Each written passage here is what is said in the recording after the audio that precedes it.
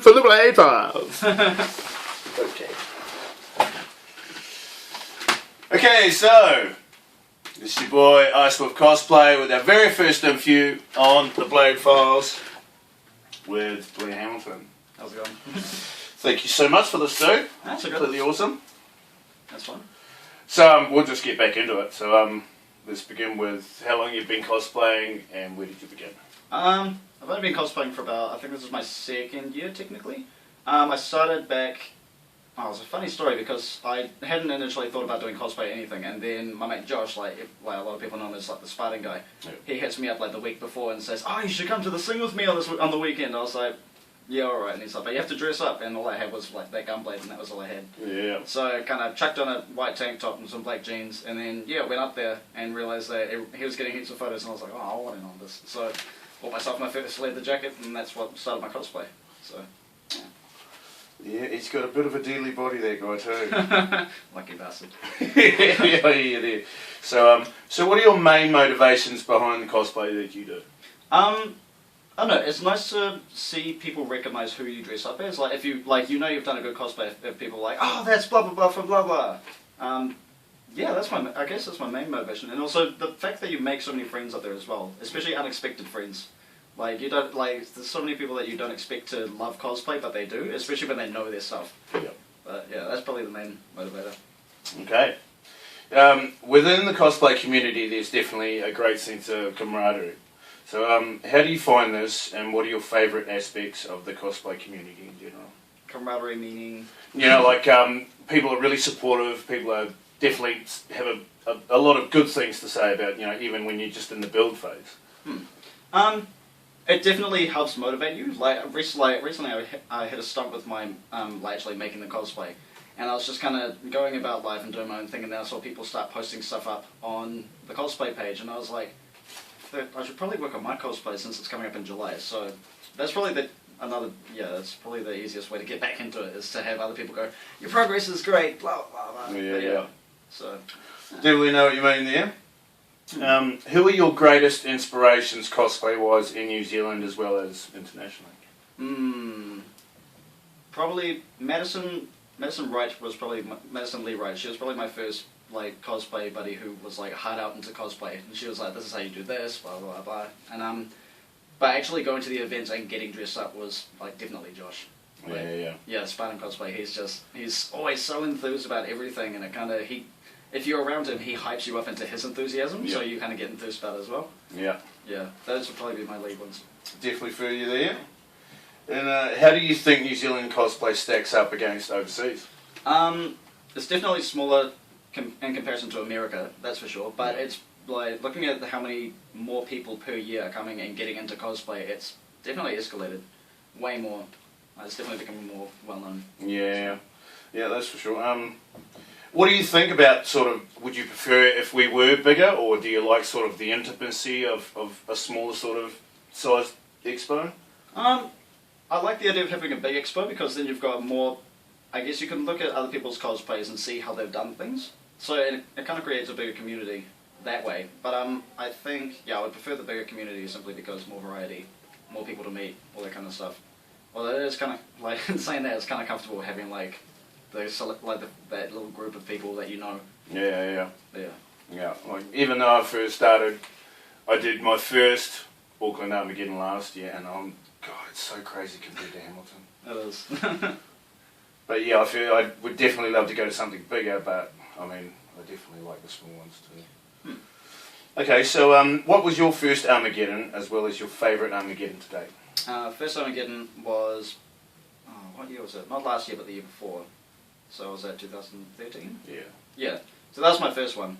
My favourite would probably have actually been that first one. Like, I mean, my cosplay wasn't great, but just getting, like, the initial hype and getting into everything all at once and being, like, constantly in awe at everything I saw, like, oh my god, people can make these things, like, it's just such a unique experience. Like, you can never repeat your first Armageddon. Yes.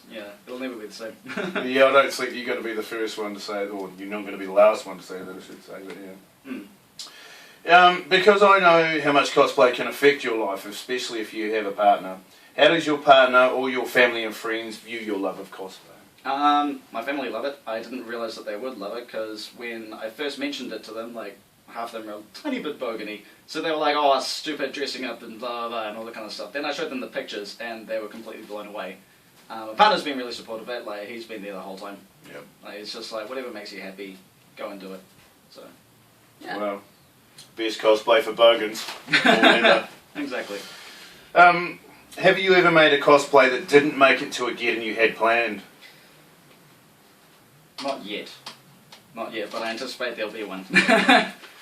Okay, so I imagine there's going to be, with like the amount of people that go last minute just making it to the Geddon sort of cosplay, so I kind of figured we'd better put that question in there. Yeah.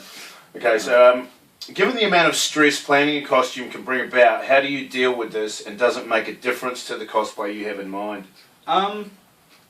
Like dealing with the stress of it and stuff. I'm kind of a last minute guy. It's really bad. Like, I'll do like bits over the year, but when it comes down to it, it's usually the last week that I'm just up for like 8 hours straight sewing by hand and like sticking everything together, and then it's like a couple hours before you leave, you're like, okay, is everything in place? Sweet, okay, good. And then you'll get halfway there and you realise you've got one thing.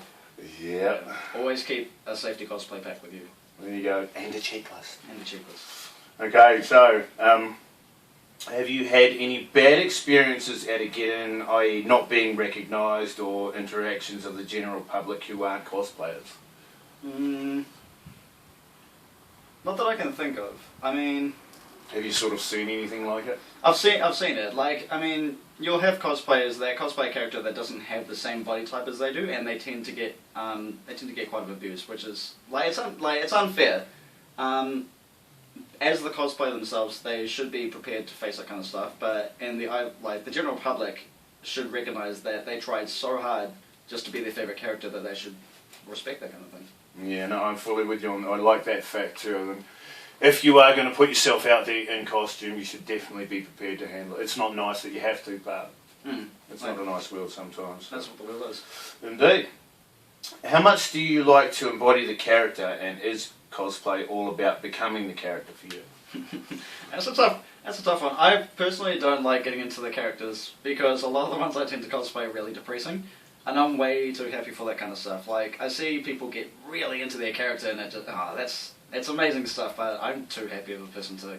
So it's all about the fun of just dressing up? And... For me, it's like getting into the hype of it and being like, oh, I know that one, and you rush up and you're like, I'm supposed to be in character, but I don't care, this is exciting. Like, I can't do it. Yeah, I fully get that take on it, because I can't do the Blade voice, and I need to eat chicken and chips all day, so I'm not going to shoot serum.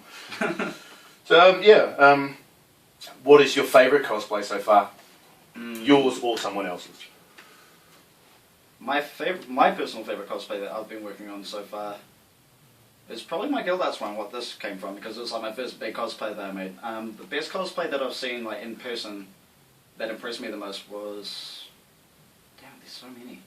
I know. I like the ones with a lot of detail, like the ones that have put in a lot of work. Like, I really want to see Wayne Sharplin's Rocket Raccoon one, because that looks like it took a lot of time. But I think my favourite that I've actually seen in person was the Iron Man Batman.